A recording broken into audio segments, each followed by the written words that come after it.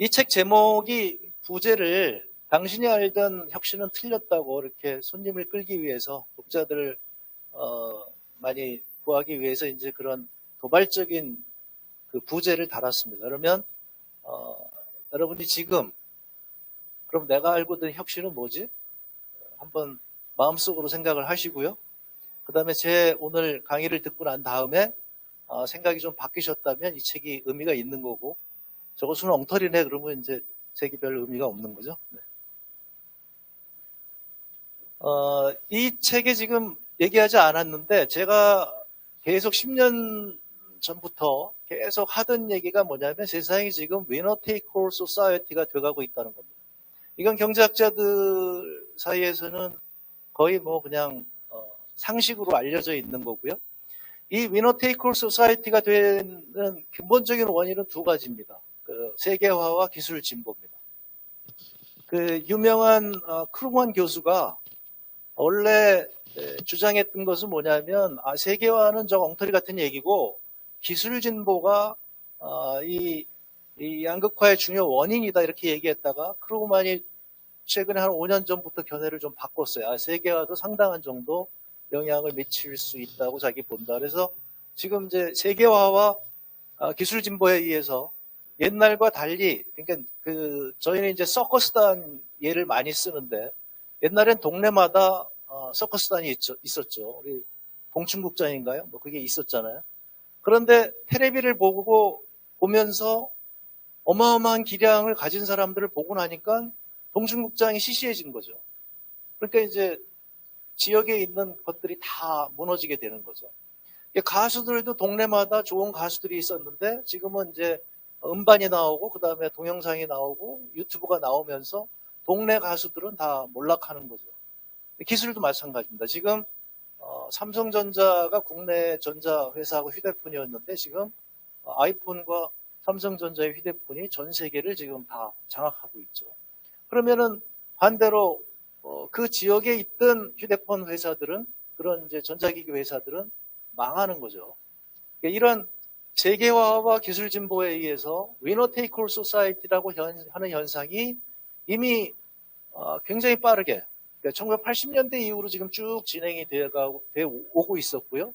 그런데 최근에는 이런 추세가 좀 더 빨라졌다는 게 저의 판단이고, 그래서 그 위너 테이크 올 소사이티를 원용을 한다면 위너 테이크 올 월드가 되어서, 여러분도 아시다시피 지금 우리는 마이크로소프트의 윈도우를 다 사용하고 있고, 애플의 뭐 아이폰을 다 사용하고 있고, 그 다음에 구글의 인터넷을 다 크롬을 다 사용하고 있고 서치를 하고 있고, 그리고 페이스북을 다 사용하고 있습니다. 이런 플랫폼들을 다 사용하고 있는데 우리만 사용하는 것이 아니라 그 경제가 발달했다는 유럽도 다 사용하고 있고 지금 뭐 전 세계가 다 사용하고 있는 거죠. 우리는 엄청난 돈을 이 마이크로소프트, 애플, 구글, 페이스북이 지금 전 세계에서 돈을 긁어모으고 있는 거죠.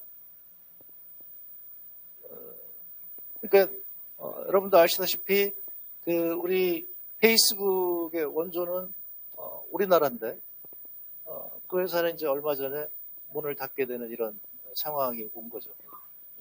앞으로 첨단 기술이 지금 바로 눈앞에 와 있는데요. 인공지능 세상이고 전기차고 수소차, 로봇, 플라잉카. 인공지능은 프로그램입니다.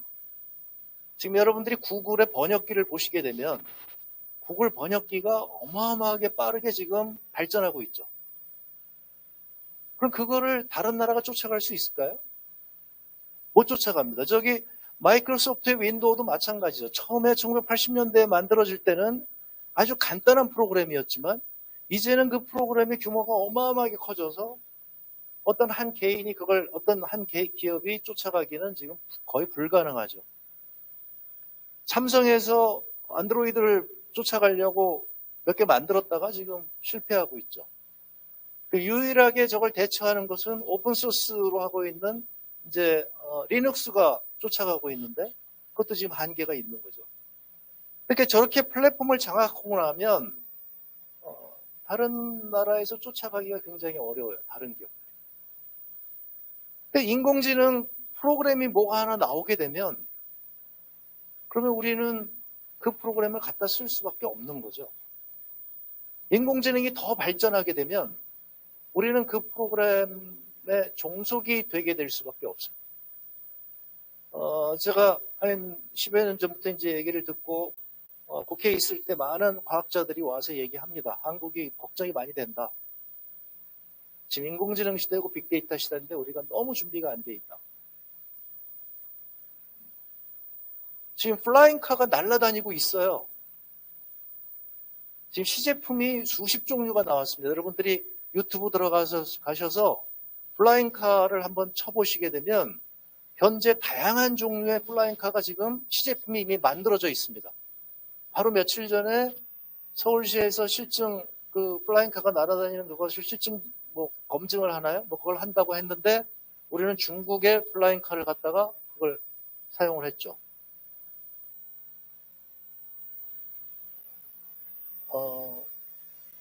굉장히 지금 걱정이 많이 되는 거죠. 근데 아무도 걱정하고 있지 않죠. 네.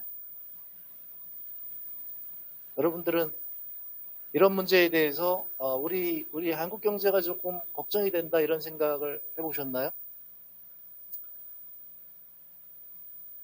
그래서 제가 이 책을 쓰게 된 것은 이 책은 기술 패권 경쟁 시대의 한국 경제의 생존 전략이고 그리고 보통 이런 책들은 과학자들이 이런 논의를 많이 하시는데 저는 경제학자고 그다음에 공직에 있었기 때문에 국가 운영에서 이런 기술 패권 경쟁을 어떻게 대처할 것인가 이 얘기를 제가 할 수 있는 거고요. 그래서 제가 감히 말씀드린다고 한다면 이런 혁신 국가로 가기 위한 솔루션에 대한 첫 번째 논의가 아닌가 저는 그렇게 생각을 합니다. 첫 번째라는 것은 완벽하지는 않다는 거죠. 처음 얘기하는 거니까 제 개인적인 생각이라는 거고요. 이 기술 패권 경쟁에 있어서 이제 미국식으로 얘기하면 우리한테 굿 뉴스가 있고 배드 뉴스가 있는데요. 우리한테 좋은 소식은 뭐냐면 지금 이 기술 패권 경쟁 시대의 가장 중요한 경쟁력을 좌우하는 요인은 인력입니다. 그러니까 우리가 예전에는 한국 경제가 한강의 기정이라고 얘기했는데 그 이유는 뭐냐면 우리는 자원이 없죠. 그 당시엔 기술도 없었고 자본도 없었고 그 당시에 경제 성장을 하기에 가장 중요한 것들이 그런 거였는데 우리는 그것 없으면서 성장을 했기 때문에 한강의 기적이라고 얘기하는 거죠. 그래서 저는 이 한강의 기적이라고 하는 것은 라인강의 기적, 그다음에 일본의 기적 이거보다 수백 배 더 의미가 있다고 생각하는 거예요. 많은 분들이 그걸 잊고 있는 거죠. 근데 일본이나 독일은 이미 1940년대에 세계 최첨단의 기술을 가지고 있던 나라죠. 제가 요즘 전쟁 다큐멘터리를 많이 보는데 그 재밌는 게 뭐냐면 미군이 이제 원자폭탄을 떨어뜨려서 이제 일본이 항복을 하고 일본으로 빨리 들어갑니다. 소련한테 기술을 안 뺏기기 위해서. 그래서 가서 일본의 기술을 봤더니 일본이 이미 제트 비행기가 만들어져 있었어요. 그 당시에 다 프로펠러 비행기인데 일본은 제트 비행기를 만들었고 너무 놀란 거죠. 그 정도로 일본은 1940년대에 세계에서 가장 빠른 전투기를 가지고 있었고 그 다음에 항공모함을 해서 대양 전투를 치를 수 있었고 이런 정도의 기술력을 가진 나라였죠. 그 나라가 나중에 이제 전쟁이 끝나고 폐허가 됐지만 다시 기술 발전, 기술 선진국이 되어서 이렇게 되는 데는 크게 어렵지 않았을 것이다. 한국은 정말 무에서 시작을 한 거잖아요. 근데 지금 우리에게 찬스가 온 것은, 기회가 온 것은 가장 중요한 게 인력인데 한국은 아시다시피 높은 교육률 때문에 세계 최고의 고등교육을 받은 인력을 가지고 있는 나라가 대한민국입니다. 우리 공무원들은 정말로 세계 최고의 그냥 더 최고인 그런 공무원들이죠. 그렇게 고등교육을 받고 열심히 하여튼 어마어마한 경쟁을 뚫고 그래서 공무원이 되는 나라가 지금 찾아보기 힘들잖아요. 그런 면에서는 우리한테 굉장히 유리한데 지금 문제는 뭐냐면 이제 이런 논의조차를 안 한다. 우리가 이런 기술 패권 시대에 어떻게 해야 될 것인가. 하여튼 언론에서 얘기 안 하고 있죠. 그 다음에 국회에서도 얘기 안 하고 있죠. 그래서 제가 지난번에 국회 가서 우리 의원님들하고 이제 얘기하는데 제가 그런 말씀을 드렸어요. 국정감사에서 이런 얘기 해야 되는 거 아닙니까? 이 국정감사를 하게 되면 전부 어떤 얘기만 하냐면 꼬투리만 잡는 거죠. 그걸 저희 형식주의라고 그러는데. 그러니까 감사원에서 감사 나와서 이 형식이 제대로 됐느냐 안 됐느냐. 그 다음에 또 국회에서 형식이 제대로 안 됐냐. 이런 것만 열심히 얘기하고 있지. 지금 우리가 기술 수준이 어떻고 이것을 우리가 앞당기기 위해서 무엇을 해야 되느냐. 이런 논의는 거의 안 하고 있는데 이런 논의를 그러면은 학자들이 얘기를 해줘야 되는 거죠. 한국이 지금 이런 논의하는데 니들 정치인들 왜 안 하느냐. 그러면 그거에 언론을 타고 우리 지금 이런 논의가 빠지고 있다고 얘기를 해야 되는데 지금 거기가 지금 뭔가 마비가 돼 있는 거죠. 두 번째는 이 뷰로크라틱 사일로 이코노미예요. 다 칸막이가 쳐 있습니다. 논의가 안 되는 이유가 바로 거기에서 나와. 그건 내 일이 아니야. 여기 계신 우리 고공단 우리 공직자분들도 저기 과학기술 우리가 지금 뭐 뒤처져 있는데 그 뭐 인공지능 뭐 우리나라 뒤처져 있는데 그건 뭐 과기부에서 알아서 해야 되겠죠. 그 과기부에 계신 분은 뭐 우리 지금 열심히 하고 있기 때문에 하는데 지금 다른 부서가 그걸 안 받아줘서 그렇지 뭐. 지금 우리가 모여서 우리 인공지능 준비도가 세계 26위라고 하는데 이게 작년 12월에 나온 보고서죠. 뭐 저런 순위라는 게 뭐 큰 의미는 없습니다만 하여튼 되게 우리가 직관적으로 보더라도 지금 인공지능에 있어서 너무 뒤처져 있다는 것은 이제 느낄 수가 있는 거죠. 보스턴 다이내믹스에서 지금 로봇을 만들고 있어요. 여러분 한번 유튜브에 가서 보세요. 또 전 세계에 지금 상용화를 앞둔 로봇들이 나오고 있는데 그 로봇들 한번 보셔요. 그러면 기가 막힌 로봇들이 지금 다니고 있습니다. 얼마 전에 나온 건 보스턴 다이내믹스의 네 발 달린 이제 강아지가 달린 건데 굉장히 뭐 아크로바틱도 하고 뭐 하여튼 계단도 올라가고 굉장히 모든 걸 다 할 수 있는데 얘가 지금 얘한테 손을 달은 거예요. 그래서 이제는 문 열 수 있고 뭐 이런 정도까지. 그럼 손을 달았다는 얘기는 지금 손 하나를 달았는데 뭐야 하나만 달아요. 여러 개 달면 되지. 지금 거기까지 와 있습니다. 그러니까 로봇과 인공지능이 지금 눈앞에 와 있는 거예요. 그리고 아까 말씀드린 플라잉카가 지금 날아다니고 있어요. 근데 우리는 지금 어떻게 되고 있나? 그건 아무도 지금 플라잉카 현대차에서 해야 되는 거 아니야? 그 현대차는 발표는 했죠. 근데 날아다니는 거 아직 한 대도 못 만들었죠. 전 세계는 지금 수십 대가 날아다녀요. 한국은 지금 이것뿐만이 아니라 뒤처진 것이 너무 많다. 그러면 우리가 무엇을 해야 되겠는가? 오늘 그 얘기를 하도록 하겠습니다. 제가 이 논의를 하게 된 제 개인적인 말씀을 드리면 이제 정화의 시절에 한국은 GDP 대비 R&D 비중이 세계 2위예요. 세계 1위는 이스라엘이고요. 거의 그냥 우리가 1위 했다가 이스라엘이 2위하고 뭐 이렇게 되는데 최근에 이스라엘이 조금 앞서고 있는 것 같고요. 그러니까 데이터로 보게 되면 다른 나라들은 한국을 굉장히 부러워하죠. 그래서 우리가 스위스의 국가 경쟁력 이런 거 보면 굉장히 높이 나타나는데 왜냐하면 R&D 비중이 굉장히 높기 때문에 한국은 혁신 능력이 굉장히 높다 이렇게 나오는 겁니다. 그러니까 미국에서도 얘기할 때 한국 얘기를 많이 해요. 한국처럼 우리가 R&D 비중을 늘려야 된다. 그런데 실제로 현장에서는 어떠냐면 우리 국가출연연구소의 연구과제 성공률이 99.5%에 달하는데 자랑스럽지 않다. 이런 얘기를 대통령이 하셨어요. 2019년도에. 저희 중기부에서 되게 R&D 성공률이 95%쯤 되더라고요.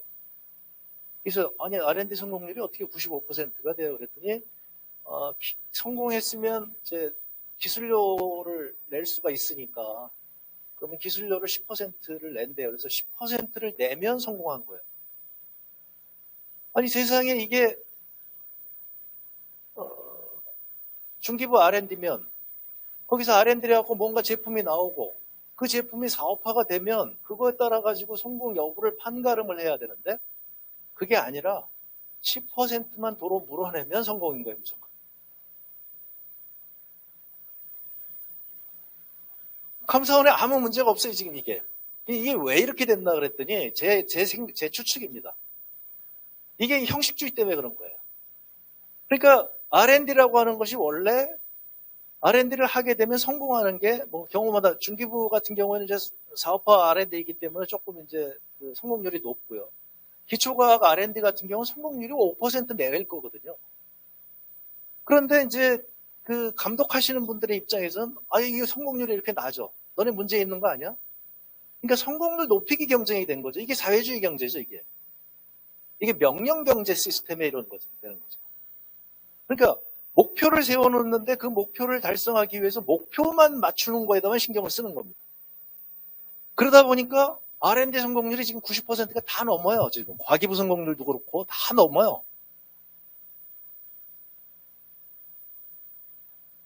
반면에 그 R&D에서 지금 뭐가 나왔느냐.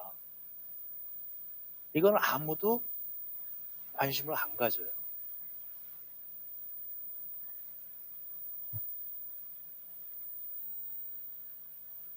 저한테 어떤 기자분이 왜 우리 R&D가 문제가 있다는 것은 다 아는 사항인데 왜 저걸 안 바꾸고 있습니까? 당신 지금 초대 장관이 되었으니 중기부에 왜 독일의 브라운호퍼라고 하는 아주 좋은 방식인데 그거 왜 안 합니까?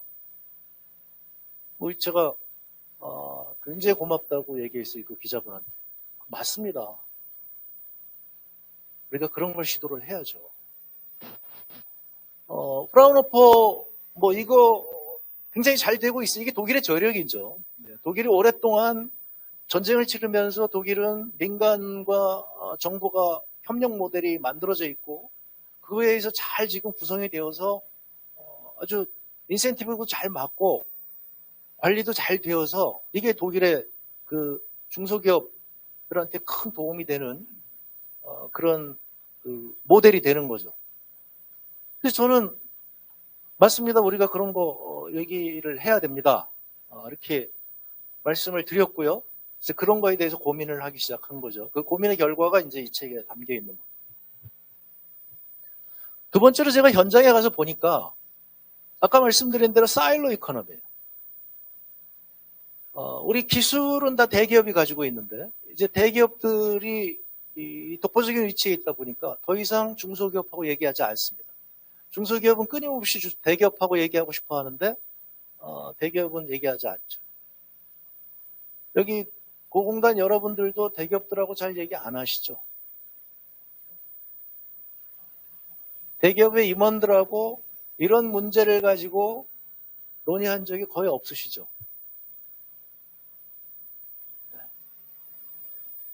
대학 교수님들을 만나 뵀더니 우리 정말 중소기업도 돕고 싶고 기업도 돕고 싶은데 길이 없다. 그렇게 말씀을 하세요. 그러니까 우리 굉장히 중요한 원천 기술을 갖고 있는 대학 교수님들이 놀고 있는 거죠, 지금. 쉽게 얘기하면. 벤처기업이 기술을 가지고 벤처기업을 만들어서 예전에는 우리 국내 대기업한테 가가지고 한번 만나달라고 막 사정을 했답니다.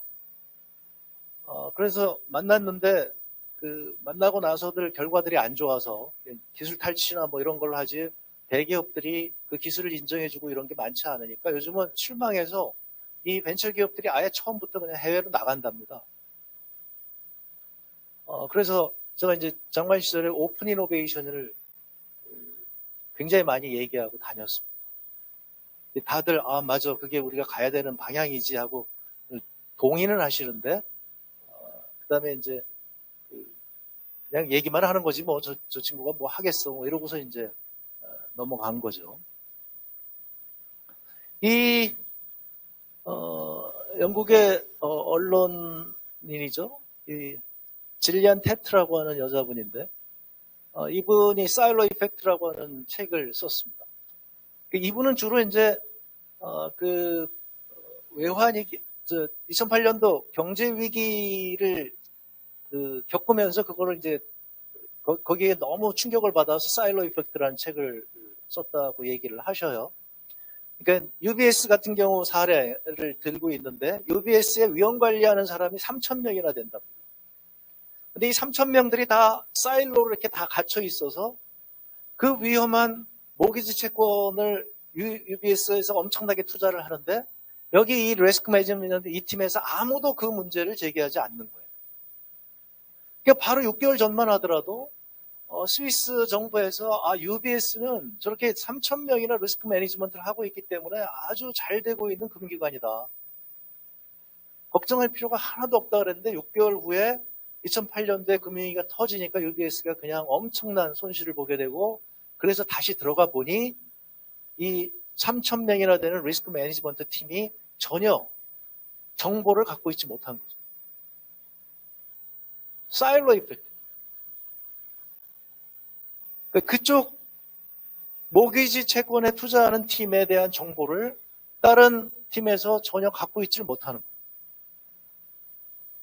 소니가 몰락한 것을 이 질리안 테트는 이 사일로 때문에 몰락했다고 얘기를 합니다. 근데 이게 굉장히 재밌어요. 뭐냐면 소니가 이제 한국 대기업도 마찬가지죠. 일본 대기업도 마찬가지죠. 이제 관료주의가 팽배해 있단 말이에요. 이게 관료주의를 깨기 위해서 어떻게 하느냐? 소니가 90년대에 회사 내 회사 제도를 만들어요. 60개 정도의 부문을 만들어서 60개 정도의 부문이 따로따로 움직입니다. 그 다음에 문제는 뭐냐면 이 60개가 사일로가 된 거죠. 자기네 기업 내에서 경쟁을 해요. 지금 경쟁을 해외에 그러니까 이제 소니가 여러분도 아시다시피 아날로그 시대에는 최강자였죠, 세계에서. 디지털로 막 넘어가고 있는데 소니도 그거에 맞춰서 그걸 쫓아가야 되는데 사업부서로 다 만들어 놓으니까 회사 내 회사로 만드니까 그렇게 그걸 하는 제품들을 따로따로 만든대요. 그게 같은 종류의 그러니까 디지털 워크맨이 세 개가 나와서 세 개가 시판이 되는데 당시에는 이제 슬슬 벌써 이제 MP3 나오고 아이폰 나오고 막 이럴 때니까 소니가 그 추세를 못 쫓아가는 거죠. 소니가 이제 중요한 부분은 다 한국한테 뺏기고 그렇게 몰락하다가 2012년도에 히라이 카즈오라고 하는 새로운 CEO가 들어서서 주창하는 게 원소니입니다. 이게 굉장히 재미있어요. 그러니까 뷰로크라시를 깨기 위해서 창의력을 발휘하라고 회사 내 회사를 만들었는데 이게 사일로가 되어서 회사 전체의 어떤 혁신 능력을 오히려 떨어뜨리고 그래서 소니가 그 다음에 다시 원소니를 전면에 내걸면서 이제 문제를 해결하는 거죠. 제가 2008년도에 금융위기 때 제가 굉장히 재밌게 본 게 뭐냐면 아이슬란드 경우인데 아이슬란드에 은행이 뭐 8개인가 있었다고 그래요. 근데 다 금융위기 맞고 다 망했는데 한 은행만 안 망했어요. 근데 그 안 망한 이유는 오직 하나. 그 은행장이 여자분이었어요. 나머지 이 회사들은 맨날 이제 그 씨가 피면서 그다음에 이제 그 파티장에서 파티를 하는데 이 여자분 왕따를 당한 거죠. 가만히 보니까 저 사람들이 투자하는 게 저 상식적으로 말이 안 되는데 그 사람들은 맨날 같이 몰려다 보니까 전부 거기다 모기지에다 투자를 한 거죠. 그 위험한 거에다. 그래서 그 은행들이 다 무너졌는데 이 여자분이 은행장이던 그 은행만 하나 살아남았다는 얘기를 제가 2008년도에 들었는데 이것도 역시 마찬가지로 그런 거죠. 우리가 사일로 안에 들어가게 되면 거기서 바깥을 보질 못하는 거예요.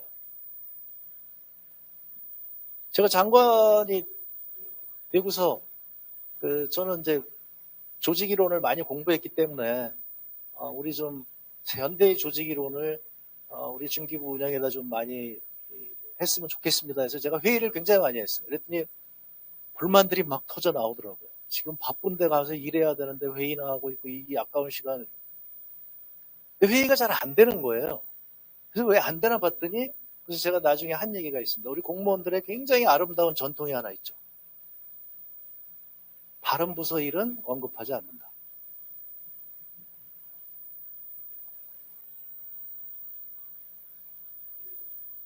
다른 부서 일을 언급하면 어떻게 돼요? 제가 보니까 무시무시하더군요. 보복이 들어오더군요. 제가 국무회의 가가지고 다른 부서 얘기를 이렇게 저는 그게 전혀 그 부서에 문제가 되리라고 생각하지 않았어요. 그냥 도와드린다고 얘기를 드렸는데 나중에 그렇게 얘기하시면 안 됩니다 하는 경고를 하더라고요. 그죠? 여러분 공감하시죠? 이게 지금 우리 현실이고 그 사일로가 지금 있기 때문에 지금 아무도 기술 백공 경쟁에 대해서 논의하지 않습니다. 이게 사일로의 아주 큰 문제죠. 누구든지 대놓고 얘기하잖아요. 만약에 이 얘기를 하게 되면 과기부가 화나지 않을까? 자기에 대해서 얘기하지 않을까? 과기부에 계신 분들은 과기부에 계신 분들도 답답하죠. 제가 오늘 말씀드리겠습니다. 미국의 국방부가 엄청난 역할을 했어요. 기술혁신에 대해서. 그러니까 과기부 입장에서는 국방부가 저런 걸 좀 해줘야 되는데 그런 얘기 안 하시죠.